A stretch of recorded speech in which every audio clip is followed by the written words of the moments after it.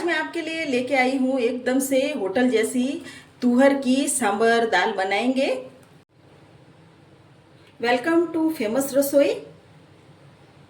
सांबर बनाने के लिए यह मैंने ले ली है 1 कटोरी तूर की दाल। इसे हम अरहर की दाल भी बोलते हैं। ये दाल वजन में 200 ग्राम है। अब इस दाल में हम पानी डाल देंगे। पानी डालने के बाद 2 पानी से हम दाल को धो लेंगे। दाल में जो भी डस्ट वगैरह कचरा वगैरह होगा वो निकल जाएगा। दाल को मैंने 3 पानी से धो लिया है। अब ढक्कन लगाकर दाल को हम 1 घंटे के लिए भीगने देते हैं। यहाँ हमने ले ली है इमली। ये इमली वजन में 30 ग्राम है। ये बीज निकली हुई इमली है।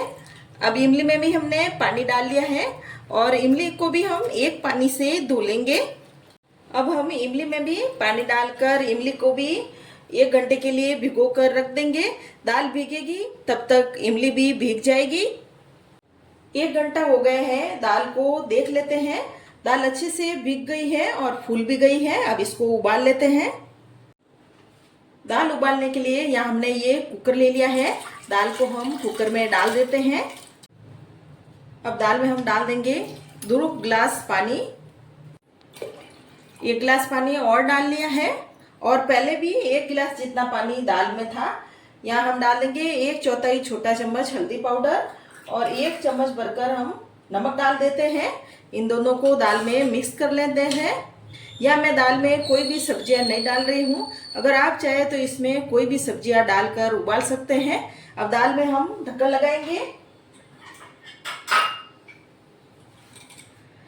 ढक्कन लगाने के बाद दाल में हम 6 से 7 सीटी लगाएंगे ताकि दाल अच्छे से गल जाए। अब 1 घंटे बाद हम इमली को भी देख लेते हैं।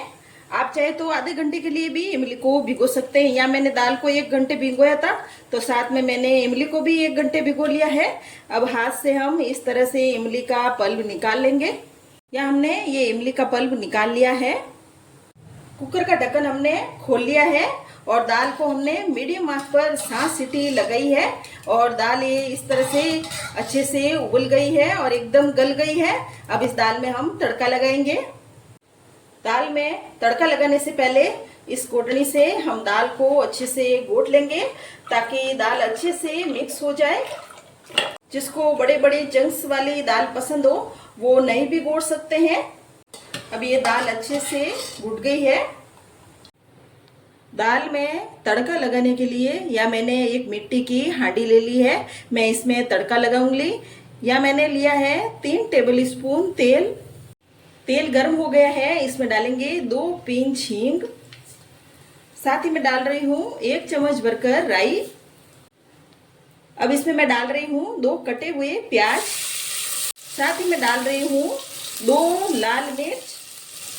अब इन सबको हम मिक्स कर लेते हैं। मीडियम आंच पर प्याज को मैंने 2-3 मिनट के लिए पका लिया है।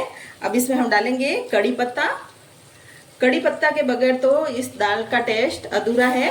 कड़ी पत्ते में डालने से दाल का बहुत ही अच्छा टेस्ट आता है। अब इसमें मैं डाल दूंगी 1 कटा हुआ टमाटर। टमाटर को भी मिक्स करेंगे और 1-2 मिनट के लिए टमाटर को भी हम पकाएंगे। टमाटर भी अब पक गए हैं और सॉफ्ट भी हो गए हैं। अब इनमें डालेंगे हम सूखे मसाले। यह मैं डाल रही हूँ आधा चम्मच नमक। हमने पहले भी दाल उबालते टाइम नमक डाला है तो यहाँ मैं नमक कम ही डाल रही हूँ। और 2 चम्मच मैंने लाल मिर्ची पाउडर डाला है और 2/4 छोटा चम्मच मैं हल्दी पाउडर डाल रही हूँ और 1 चम्मच मैंने पिसा हुआ धनिया पाउडर डाल दिया है। अब इन सबको हम मिक्स कर लेते हैं। अब इसमें मैं डाल दूंगी 2 छोटे चम्मच जितना सांभर मसाला और सांभर मसाले को भी हम इन मसालों में मिक्स करेंगे। सब मसालों को मैंने मिक्स कर लिया है। अब इसमें मैं डाल दूंगी 1 कप जितना पानी। पानी डालने के बाद मसालों को हम पकने देते हैं। गैस को हमने मीडियम आंच पर किया हुआ है। अब ये मसाले पक गए हैं और इनमें तेल भी सेपरेट हो गया है। अब इसमें मैं डाल रही हूँ इमली का पानी। साथ ही हम उबली हुई दाल भी डाल देते हैं। कुकर में जो दाल लगी हुई थी उसमें मैंने 1 गिलास जितना पानी और डाल लिया है। अब इन सब मसालों को हम मिक्स कर लेंगे। अब इस दाल में मैं 1 गिलास पानी और डाल रही हूँ। मुझे दाल पतली चाहिए, अगर आपको गाढ़ी दाल चाहिए तो आप इसमें पानी कम भी डाल सकते हैं। अब इस दाल को हम 15 मिनट के लिए मीडियम आंच पर उबलने देते हैं। 15 मिनट के बाद दाल अच्छे से उबल गई है और दाल का ऐसा कलर भी आया है। अगर आपको मीठी दाल इसमें पसंद है तो इस दाल में आप गुड़ भी डाल सकते हैं। दाल को 15 मिनट के लिए उबालना बहुत ज़रूरी है। दाल को हम अच्छे से उबालेंगे तो दाल का कलर भी अच्छा आएगा और दाल खाने में भी बहुत टेस्टी लगेगी। ये दाल बनकर तैयार है। ये बहुत ही टेस्टी दाल बनी है। इस दाल को हम इडली और चावल के साथ खाएंगे।